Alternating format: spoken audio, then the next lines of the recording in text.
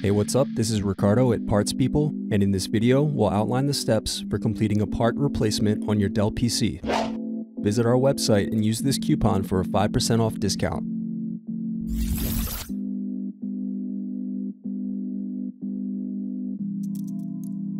Slide open locking mechanism and remove battery. Unscrew then remove access door.